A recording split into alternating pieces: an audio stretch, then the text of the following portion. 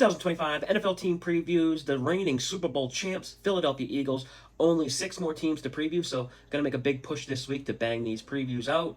I was a big Eagles fan last year. Members of my Discord community know I bet the Eagles to win the Super Bowl last year before the season started at plus 1,500 odds.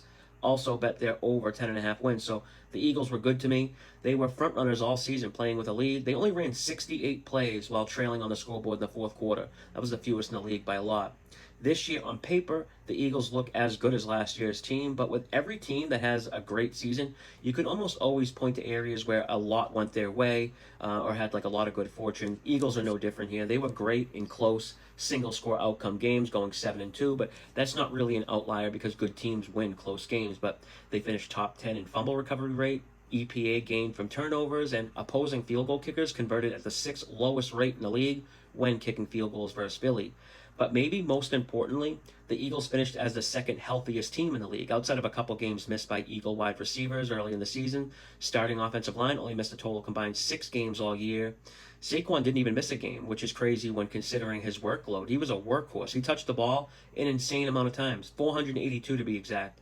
That ranks him, I think, 9th or 10th all time.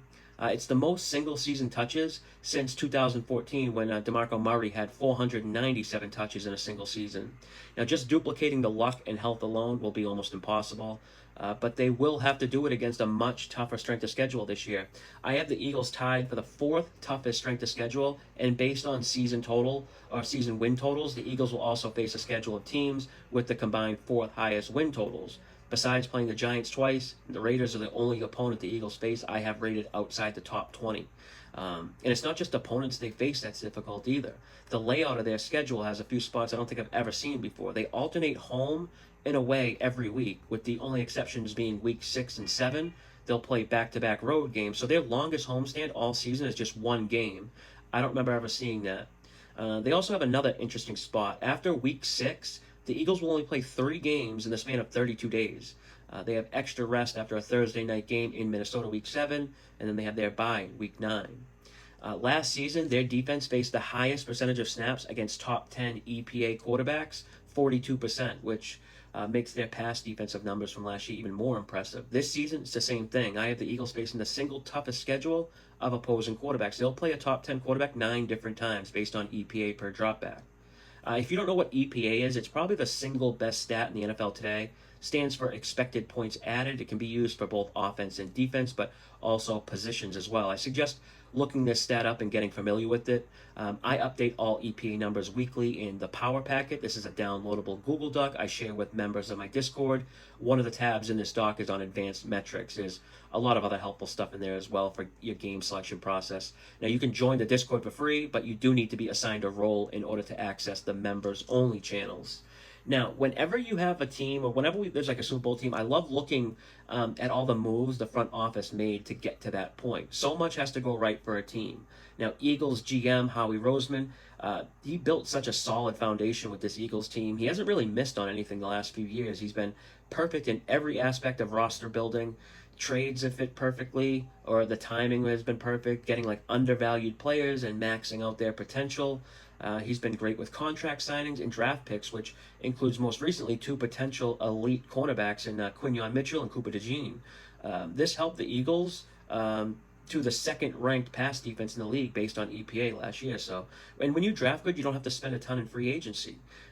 Philly has the 2nd lowest spending on defense. But what I like most about this Eagles front office, or how Howie Roseman operates, is when they do miss or they make a bad move, they aren't stubborn and like stick with it or wait to see it play out. Any mistake they made, they recognize it quickly. A great example of this is when they drafted Jalen Reagor ahead of Justin Jefferson. We obviously know now that was a big mistake, but nobody even talks about it because the Eagles realized it and covered it up with Devontae Smith and A.J. Brown, who are probably the best 1-2 punch in the league, or at least in the NFC anyway, I should say.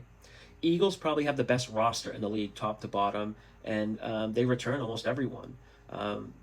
Any of the players they did lose, they filled them in-house, basically. They didn't have to go and find people. Outside of the void at right guard left by Mika Becton, the offense is fully intact. The defense does have some changeover. Both Josh Sweat and Milton Williams are gone. They both combined for 120 QB pressures and 19 sacks. So those numbers will be tough to replace, but the Eagles are so deep they had immediate replacements. But now the depth now in the front four is just a bit thinner here. Young guys like Mo Ujamo and Jalix Hunt going to have to step up into starter roles now. Eagles have been so good at finding like diamonds in the rough through free agency too. Pass defense was elite last year, probably the best in the league when you adjust for the QBs they faced, but they do lose some pieces in the secondary. Veteran Avonte Maddox, he's gone. Isaiah Rodgers, C.J. Gardner-Johnson, all gone in free agency.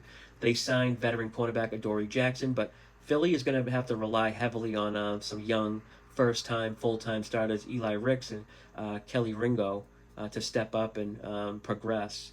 The Eagles' passing game coordinator the last 5 years, Kevin Patullo, will take the place of Kellen Moore at offensive coordinator. Moore got a promotion as the new head coach with the Saints. I'd never try to predict how first-time OCs will do. It's basically impossible. But one thing I wonder is, why was he a passing game coordinator for 5 years? This means he had to have been passed over several different times. Eagles win total is 11.5. They're bunched at the top there with 3 other 11.5 win teams. The 11.5 was slightly juiced to the over when the win totals first came out, but now it's juiced towards the under. My projected win total is right in line at 11.5, and I don't see any upside betting over. And I very rarely do with teams when they have double-digit win totals. Since 2015, teams with win totals of 10.5 or more have gone over only at a 37% rate. That's 16, 29, and 6. But Eagles' roster is too talented to not at least have double-digit wins, and the playoffs seem like a foregone conclusion, but the margin of error is small, in my opinion. And, I never want to try to predict injuries or try to project a team to be healthy or not, but I can't help but think how healthy Philly was last year and the odds of that continuing. They just don't seem likely, combined with a brutal schedule and not many soft spots on their schedule. And, I don't want to get on the bad side of Philly fans here. They probably aren't watching this late in the preview, so I'll say it anyway. But, Eagles played from ahead last year, and yes, that's because they're good. But also the soft schedule, they didn't face any adversity. I like Jalen Hurts. He's durable, powerful. He's a perfect QB for this offense, but I'm not convinced he can win games just by throwing. Like, let's assume Barkley misses games. Now they're playing versus a real tough schedule that may lead to tighter, more competitive games. Can Hurts be that guy? I mean, probably, but I'm just not convinced yet. And, actually, let's say Barkley is healthy again all year, but maybe he doesn't have so many big runs because, remember, of all the league's 50-plus yard runs, Saquon Barkley accounted for 20% of them. So it's pretty easy to be a quarterback when that's happening. And, the NFC is a revolving door of champs, and I think that continues. If you've been following my team previews or are a member of the Discord, you know who I think comes out of the NFC. All right, we got the Steelers up next. You can expect a team preview at least each day over the next 6 days. All the team previews are posted on my social pages. Playlist is on YouTube. Check them out. I think these previews are the best. Most complete team previews from a betting perspective that's available. I might be a little biased, but that's it for now. Until next time, good luck with your bet.